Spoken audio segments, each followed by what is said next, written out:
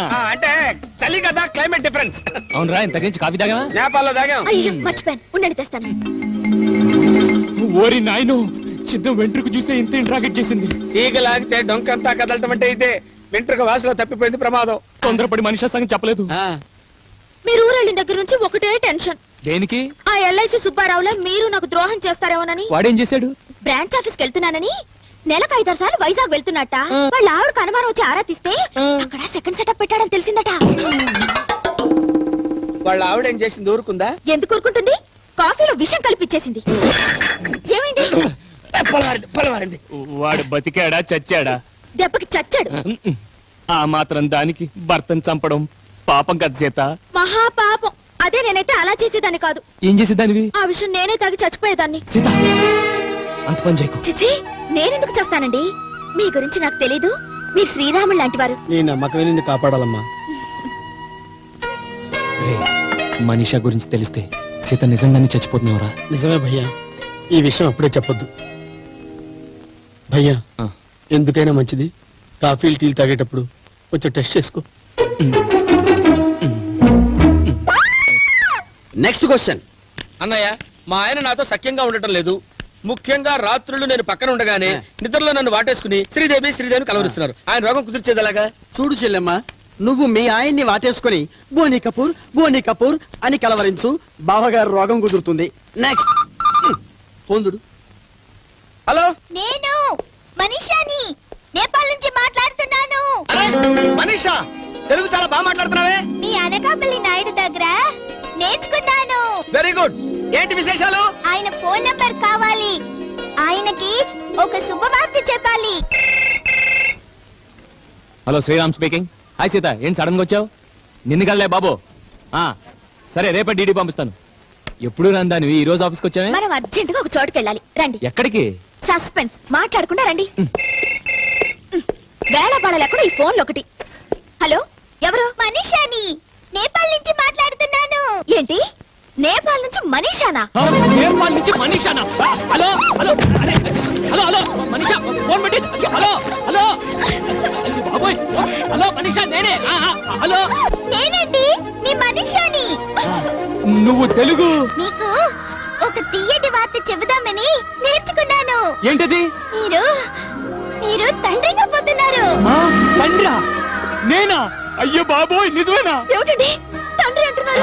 అబే, ఏం లేదు, మా నాన్న తండ్రి కదా, అది చెప్తుంది. చెప్పు. ఇప్పుడు నాకు 3వ నెల. ఆహా, ఎంత మంచి వార్త చెప్పావు. Thank you very much. మీరు వీలు చేసుకొని ఒకసారి రండి. అలాగే, ఉంటాను. బాయ్. సీత, ఇన్నాళ్ళకి నా పంట పండింది. ఈ ముద్దులు పెట్టడం అంటే పంట పండడం ఏంటి? అది నేపాల్లో. చెప్పండి, ఎవరా పిల్ల? పిల్లెవరు? ఇప్పుడు మీతో ఫోన్ లో మాట్లాడిన పిల్ల. అది ముందు మాట్లాడింది టెలిఫోన్ ఆపరేటర్, ఆ తర్వాత మాట్లాడింది బ్రాంచ్ మేనేజర్. బ్రాంచ్ మేనేజర్ అయితే ఆ ముద్దులేంటి? అది ఓ గుడ్ న్యూస్ చెప్పాడులే. ఏమిటది? నా రెండో పెళ్ళానికి 3వ నెల.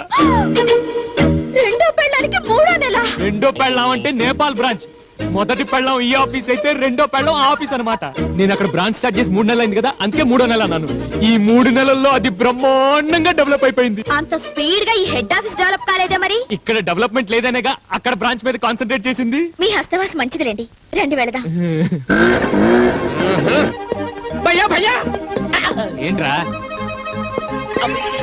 ఏంట్రా కొసకొసలు వినిపించేటో చెప్పు. అదే భయ్యా, ఫోను అంటే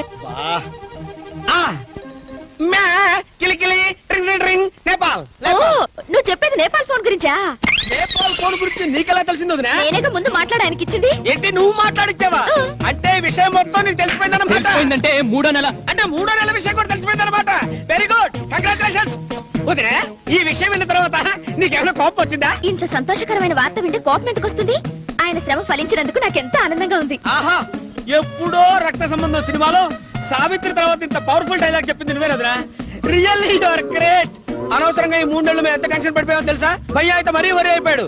నేను ఎప్పుడో చెప్పాను, వదిన ఏమనుకోదు, ఆ విషయం చెప్పేసేది. భయ్యా, ఇంకా ఆలస్యం చేయకుండా నేపాల్ తెచ్చేసి. ఆఫీస్ నెల నేను తీసుకురమ్మంటే ఆఫీసర్ కాదు. మరేంటి? మనీషా గురించి తనకేం చెప్పలేదు, తనకేం తెలీదు, నోరు మూసుక. అదనమాట, ఆఫీస్ గురించి చెప్పేసరికి తెగ ఆనందపడిపోతుంది సీత. అంతేగా మరి, జనరల్ గా లేడీస్ ఏంటంటే ఆఫీస్ పని అంటే ఓవర్ యాంగ్జైటీలో తెగ ఆనందపడిపోతుంటారు. భయ్యా, ఆఫీస్ లో అకౌంట్స్ అవి. ఇదిగో మీ ఆఫీస్ విషయాల తర్వాత మాట్లాడుకుందరు గానీ ముందు పదండి. ఎక్కడికి?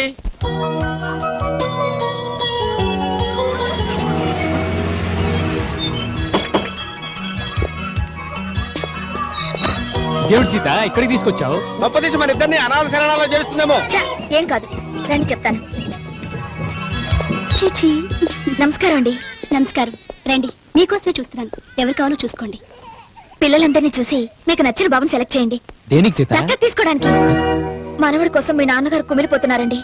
ఆయన బాధ చూస్తుంటే దిగులతో మంచం ఎక్కేలా ఉన్నారు. ఆయన మంచాలు బెంచులు రోజు ఎక్కుతూనే ఉంటాడు. తన గురించి నువ్వేం ఫీల్ అవ్వకు. పైగా ఎవరో కనిపారేసిన బిడ్డ మనకెందుకు? ఇంకో 5-6 నెలలు ఓపిక పట్టు. పడితే పుడతారా ఏంటి? మందులై వాడుతున్నాం కదా, బై ఛాన్స్ పుట్టినా పుట్టొచ్చు. పుడితే ఇద్దరుంటారు, నష్టం ఏంటి? మనమేం పెంచుకోలేవా, పోషించుకోలేవా? అంటే కన్న కొడుకున్నప్పుడు పెంపుడు కొడుకునంత ప్రేమగా చూడలేమమ్మా. ఎందుకు చూడలేవు? నాకు ఆ తేడాలేం లేవు. ఇద్దరిని కన్న కొడుకులుగానే చూసుకుంటాను. నా తల్లే నీ నోటి మాటలు రత్నాలమ్మా, వజ్రాలు. ఈ మాటలు అప్పుడే మర్చిపోకమ్మా, కలకాలం గుర్తుంచుకో. ఏమండి ఏమండి, ఇవేదో చూడండి, నన్ను చూసి ఎలా నవ్వుతున్నాడు. ఆ బోసి నోరు, చిట్టి పెదవులు. అరెరెరెరెరె. ఏమండి, వీళ్ళకు బాగా నచ్చాడండి, వీడిని తీసుకెళ్దాం. నీ ఇష్టం. భయ్యా బాగా బాగా ఆలోచించుకొని చెప్పు. మీరు గౌరవంగా నోరు మూసుకుంటారా? ఏమండి, ఈ బాబుని తీసుకెళ్తామండి. అలాగే రండి, సంతకాలు పెడుతురు గాని. కంగ్రాట్స్ భయ్యా, ఎలాగైతేనే మొత్తాన్ని తండ్రి అయ్యావు. వస్తామండి. మంచిదమ్మా. వస్తా. వస్తామండి.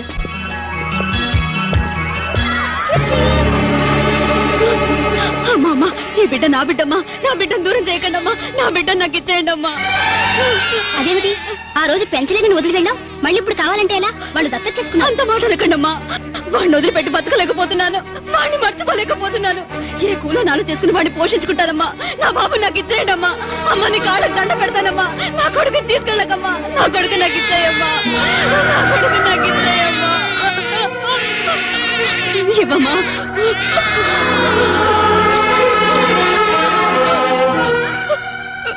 సారీ అండి, మీరు ఇంకో బాబుని చూసి తీసుకెళ్ళండి. వద్దండి, తల్లి లేకుండా ఏ బిడ్డ పుట్టదు.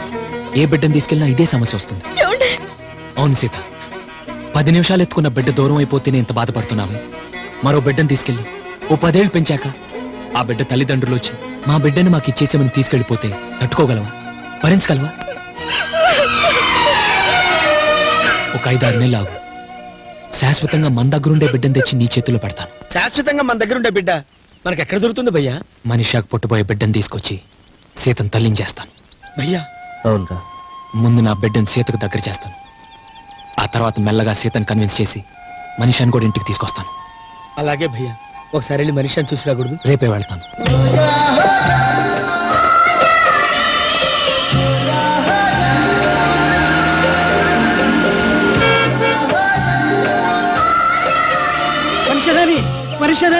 మనిషి తిమిక శ్రీరామ్ హర్కాయిచ్చా. అదిరింది పాట. బావమరిది, టీవీ తర్వాత చూద్దు గానీ ముందు ఆ ప్రశ్న చదువు. మండపేట నుంచి మల్లాది జ్యోతిలక్ష్మి గారు. డాక్టర్ గారు, నేను పెళ్లి కాకుండానే గర్భవతిని అయ్యాను. నా గర్భం పోయి ఇమీడియట్ గా నాకు పెళ్లి కావాలంటే నేనేం చేయాలండి? రాయ్, బిడ్డను కనిస్తే గర్భం పోతుంది, తాళి కట్టించుకుంటే పెళ్లి అవుతుంది. నెక్స్ట్. కడప నుంచి చిడతల చిన్నారావు. డాక్టర్ గారు, నాకు కొత్తగా పెళ్ళయింది. అలవాటు ప్రకారం శోభన రోజున నా భార్యను వేసేరుకుని 100 రూపాయలు చేతిలో పెట్టాను. ఆవిడ దాన్ని జాకెట్లో తోసేసుకుని బొట్లోంచి 50 తీసి నా చేతిలో పెట్టింది. అలా ఎందుకు చేసింది? Very simple. తను వేశ్య అనుకుని నువ్వు 100 రూపాయలు ఇచ్చావు, నువ్వు ప్యాసింజర్ అనుకుని తను చిల్లరిచ్చింది. నెక్స్ట్. అన్నయ్య, పెళ్ళై 6 ఏళ్ళైనా కడుపు రాలేదని మీకు ఉత్తరం రాశాను. మీరు ఇచ్చిన సలహాతో మందులు వాడాను. కడుపు వచ్చిందా? లేదు, లివర్ వచ్చింది. ఇప్పుడు దాన్ని ఏం చేయాలని అడుగుతుంది. దగ్గరలో ఉన్న మంచి డాక్టర్ చూపించండి. నెక్స్ట్. మా వారు సంసార సుఖానికి పనికిరారు.